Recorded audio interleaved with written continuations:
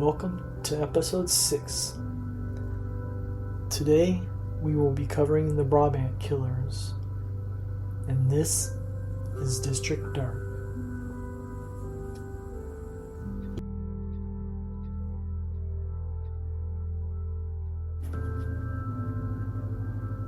On the evening of November 9, 1985, shoppers filled a Nivelles supermarket in Unsolved, Belgium. It was a normal Saturday rush. Families moved through aisles, children were near the entrance, cars rolled in and out from the parking lot. Then armed men arrived, opened fire, stormed the store, and left 8 people dead. They fled with relatively small amount of cash. For Belgium, this was not simply another robbery. It felt like the final eruption of something far more disturbing. A gang that had spent 3 years turning ordinary places into killing grounds.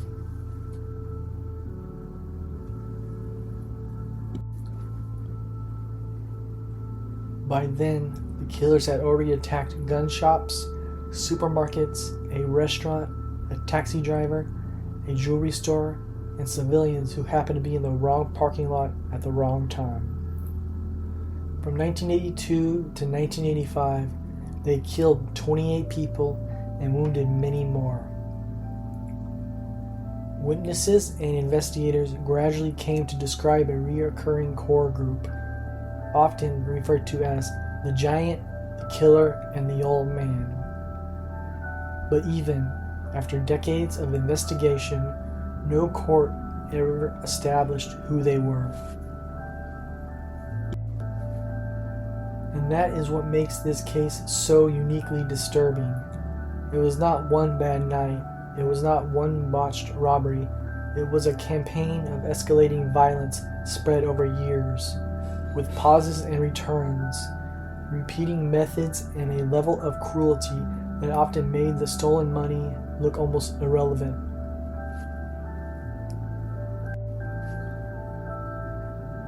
Tonight, we are not just asking who the Brabant Killers were, we are walking through what they did, attack by attack, year by year, to understand how Belgium lived under their shadow for 3 years. This is the story of the Brabant Killers.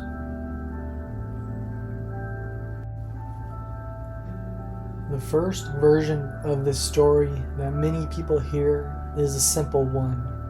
A gang attacked supermarkets in Belgium in the 1980s and was never caught. That version is true, but it is far too thin. The full case is bigger, stranger, and more unsettling. The Brabant Killers were linked to a long string of crimes, beginning with thefts and armed robberies, escalating to murders and culminating in the now infamous Nivelles Massacre of 1985. So tonight we are going to slow this down. We are going to move chronologically. We are going to look at the attacks themselves, because that is where the real shape of the case lives. Once you hear them in order, the central mystery becomes clear. Were these criminals chasing money, or men using robbery as a cover for something darker?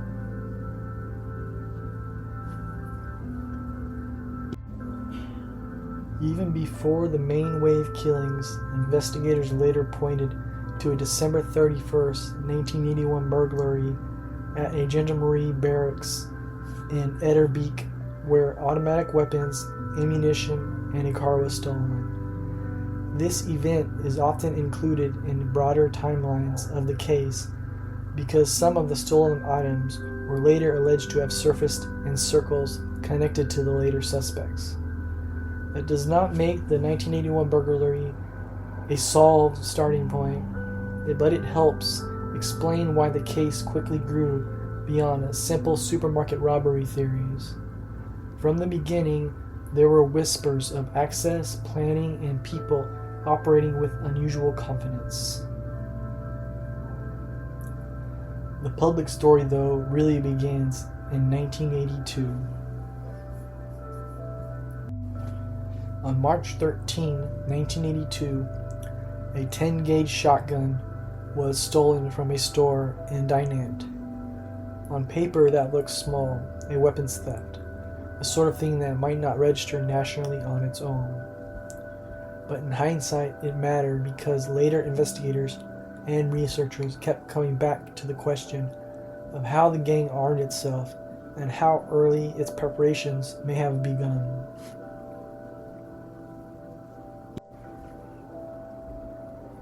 Then came May 10, 1982, a carjacking at gunpoint involving a Austin Allegro and the theft of a Volkswagen Santana from the showroom. One detail from this period stood out. One offender was seen unmasked, spoke French as if it was their first language, and reportedly sounded educated. That may seem minor, but in a case filled with masks, speed, and fear, any glimpse of manner or speech becomes precious.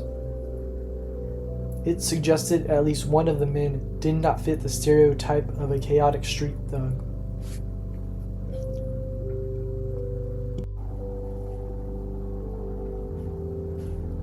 The first major violent robbery in the sequence came on August 14, 1982, at a grocery store in Maubeuge, France. The gang stole food and wine, then shot and seriously wounded 2 French police officers who arrived while the goods were being loaded. This attack matters for a few reasons. First, it showed the gang operating across a border. Second, it showed willingness to shoot police directly. Third, it already hinted at one of the strangest features of the Brabant case. They were often taking surprisingly ordinary items, but responding to interruption with extraordinary violence.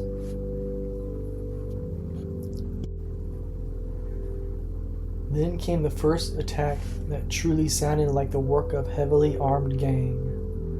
On September 30, 1982, the killers robbed a weapons dealer in Wavre. They stole 15 firearms, including submachine guns. A police officer was killed at the scene, and 2 more were seriously wounded. That was a pivotal attack. It was not just about loot. It increased the gang's firepower, and it reinforced the idea that they were building capacity as they moved. If you are trying to understand how the later supermarket massacre became possible, this is one of the stops you have to make.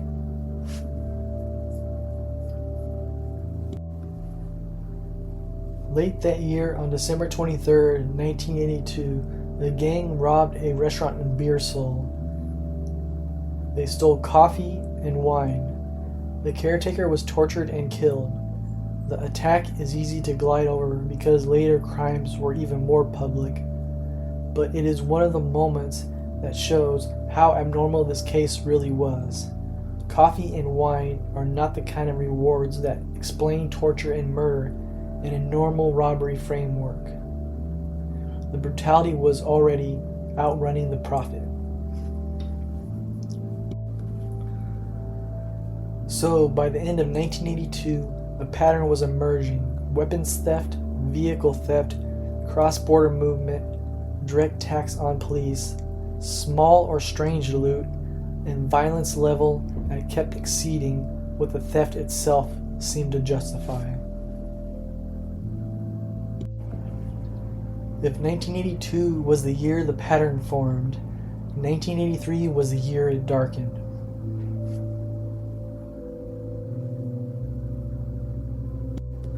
On January 9, 1983, a taxi driver was robbed and murdered in Brussels. His car was later found in Mons. Vehicle theft remained a constant utility for the gang, but murders like this also widened the victim pool. They were not only attacking stores, they were using civilians as tools. If they needed a car, they would take one. If someone died in the process, they did not appear to trouble them. On January 28, a Peugeot was stolen at gunpoint. Then, on February 11, the gang robbed a supermarket in Rixensart. Less than the equivalent of $18,000 was stolen. Several people were wounded. No one was killed.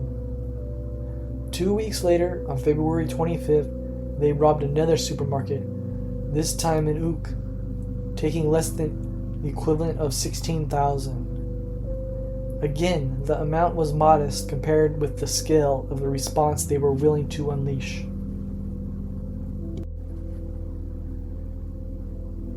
The period around these February attacks also introduced one of the case's reoccurring frustrations. Cars tied to the crimes being moved, abandoned, or connected to garages and locations that implied familiarity with the area. An Audi 100 with bullet holes from the February 11 incident was stolen from a garage where it was being repaired, then quickly abandoned.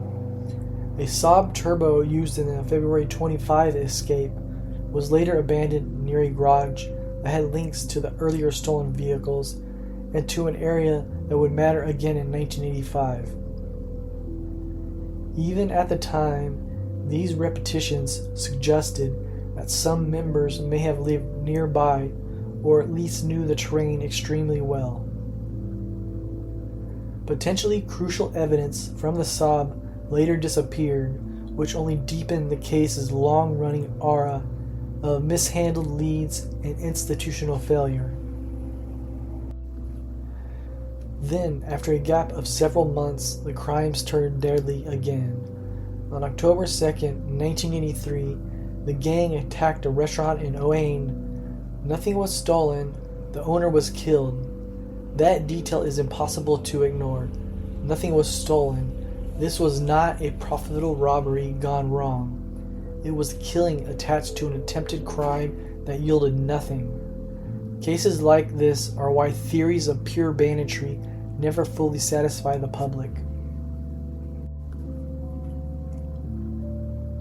5 days later, on October 7, the killers hit a supermarket in Beersell. Less than the equivalent of $35,000 was stolen. One customer was killed. Again, the pattern held. Commercial target, civilian death. Fast, hard violence, limited reward. Then came the attack on December 1st, 1983, in Anderlecht. The gang robbed a jewelry shop and murdered the couple who owned it. Around €3,000 worth of jewelry was taken. The owner's wife was reportedly killed almost instantly as the attackers entered. Her husband tried to defend himself with a pistol and was shot dead. The gang also destroyed a surveillance recording before leaving. That detail matters. It suggests not just violence, but awareness of evidence and deliberate effort to reduce it. The Volkswagen used in the crime had fake plates copied from another similar vehicle connected to earlier lines in the case, reinforcing the sense that the offender's logistics were not random. By the end of 1983, the Brabant Killers had done something terrifying. They had proven they could move between target types, from taxis to restaurants to supermarkets to jewelry shops. They had shown they would kill owners, customers, drivers, and police, and they had shown they could vanish after each wave, leaving Belgium to wonder whether they were gone or simply waiting.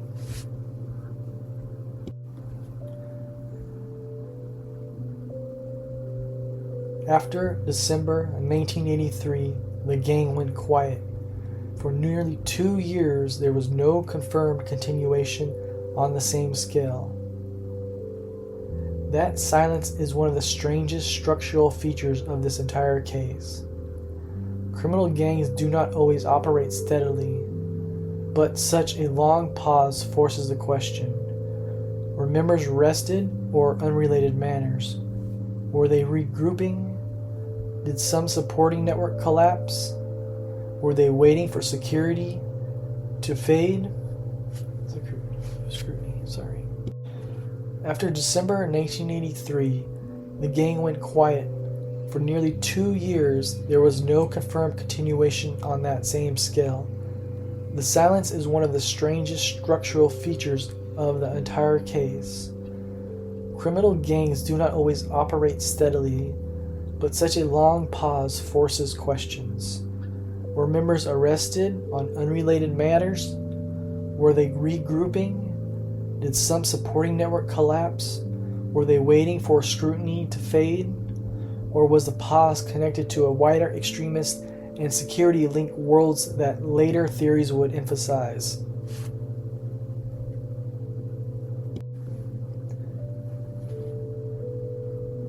There is no proven answer, but the silence matters because it makes the return in 1985 feel even more deliberate.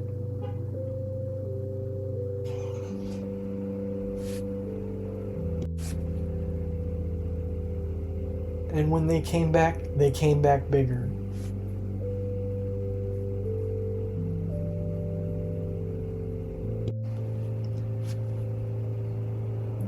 On September 27, 1985, the Brabant Killers struck the De Haes supermarket in Braine-l'Alleud. Less than 6,000 was stolen, 3 people were killed and 2 wounded. In a conventional robbery case, that fact alone would be enough to make the crime notorious. But what happened next is one reason the Brabant Killers became legend. Between roughly 15 and 25 minutes later, the gang attacked another De Haes supermarket, this time in Overijse. There they stole less than 25,000, but 5 people were killed and 1 wounded. 2 supermarket attacks, close together in time, multiple dead at each scene, and still the financial haul was modest. This is the point in the story where many people in Belgium stop seeing the gang as ordinary robbers at all. Hitting one store with heavy violence is horrifying. Hitting another almost immediately afterward, with even more dead, starts to look like a message. The Braine-l'Alleud and Overijse attacks deserve time because they show the gang at full operational confidence. The attacks were not just brutal, they were coordinated, they relied on speed, mobility, and the assumption that police could not contain the region fast enough to stop the second strike. That tells us something essential about the killers. They believed they understood response times, geography, and panic well enough to keep moving. Witnesses and later accounts from these De Haes attacks also help harden the public image of the core trio. The unusually tall man, the principal shooter, and the older accomplice. No witness description can solve the case by itself, but reoccurring impressions matter. In a case spread over years and different scenes, the persistence of similar roles and body types become part of the evidence. These September attacks changed daily life. Store security increased, small locations added armed guards, people became more alert in parking lots. Grocery shopping itself began to feel different. This is one of the reasons some observers later used the language of terror rather than robbery. The point was no longer just what the gang took, it was the fear they left behind.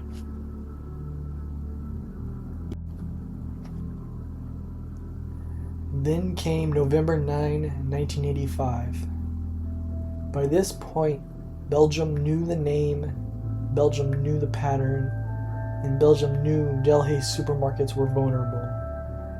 And still, at around 7:30 p.m., the Brabant Killers attacked a De Haes supermarket in Aalst. This was the most famous incident in the case, and it needs to be told plainly. Armed men arrived at a busy supermarket, opened fire, entered the store, and left 8 people dead. The reason Aalst sits so heavily in Belgian memory is not only the number of dead, it is the kind of dead. Families, shoppers, civilians doing nothing but buying groceries on a Saturday evening. Earlier attacks had already been vicious. but all crystallized the case into something unmistakable.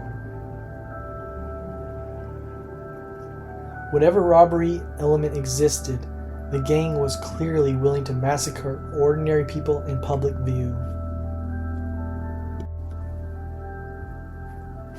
Also intensified existing suspicion about the competence and possible complicity.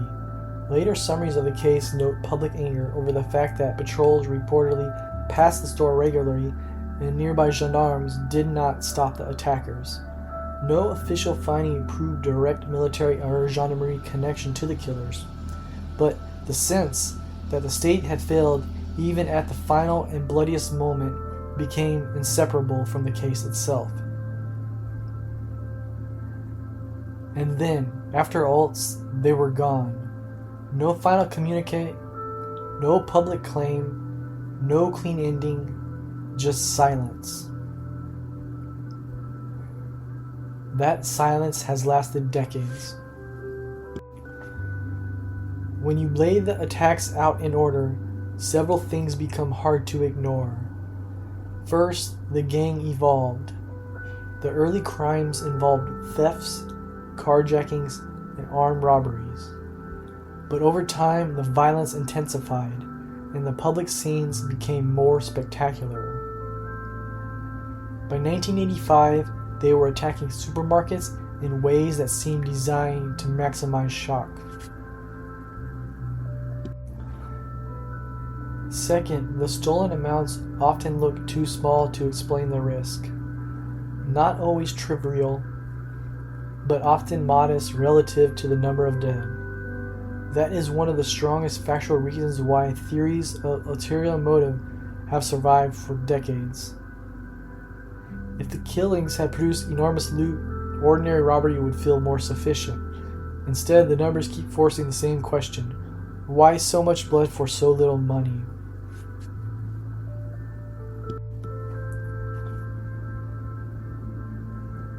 Third, the gang repeatedly showed planning: stolen vehicles, fake plates, ballistic continuity, attacks on multiple locations, destruction of surveillance evidence, familiarity with routes and local geography.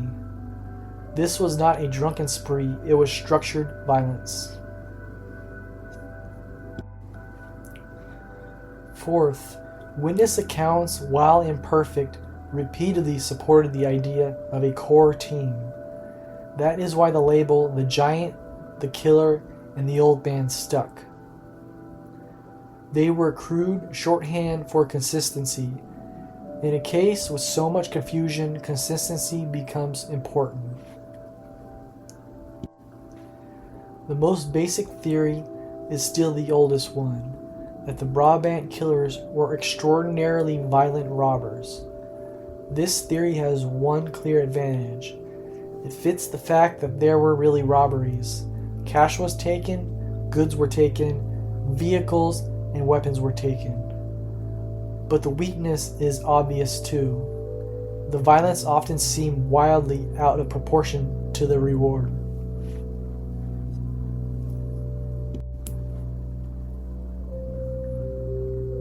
A more persuasive version is that this was a core criminal team with military-style discipline or at least tactical experience. That would explain the mobility, the repeated escapes, the comfort with firearms, and the ability to hit multiple targets. It would also fit that reoccurring witness image of the three principal offenders, supported by logistics that may have involved others.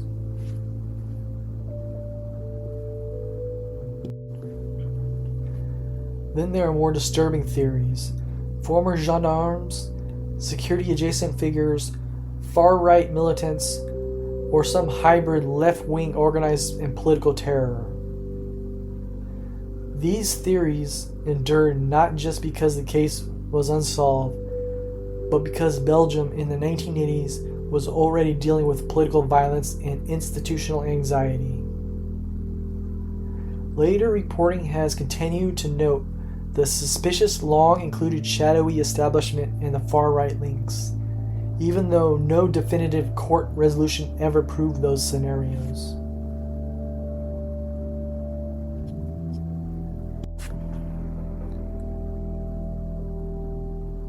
The Brabant Killers may have been robbers, but the robberies often seem to function as a vehicle for terror. This is an inference, not a proven conclusion, but once you hear the crimes in sequence, the pattern pushes hard in that direction. The investigation into the Brabant killings became one of Belgium's largest and most painful cold cases. In June of 2024, prosecutors announced the file was being closed because no further active investigative measures could be taken. For many victims' relatives, that felt like an official surrender. But even that did not quite end it. In 2025, investigators were publicly reported to be pursuing a new lead involving two deceased brothers from northern France, after victims retained the right to consult the file and request new investigative steps. That means the case is not dead in the emotional or historical sense, even if the official investigation has repeatedly narrowed and reopened over time.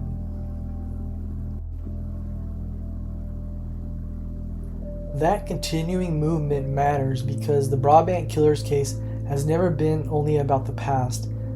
It remains a test of whether a society can ever fully understand a trauma that unfolded so publicly and so brutally without explanation. From 1982 to 1985, the Brabant Killers moved through Belgium in bursts of theft, gunfire, and slaughter. They stole shotguns, cars, food, wine, jewelry, firearms, and cash. They shot police officers, they murdered a taxi driver, they killed shopkeepers, restaurant owners, customers, and supermarket shoppers. They escalated from violence, robberies, to attack that looked to many like public massacres. And at the center of it, all the same unresolved contradictions. The gang often behaved as if killing mattered more than profit. That is why this case still grips people. Not because the crimes were random, but because they were patterned. Not because there were no clues, but because the clues never closed. And not because Belgium forgot, because it couldn't.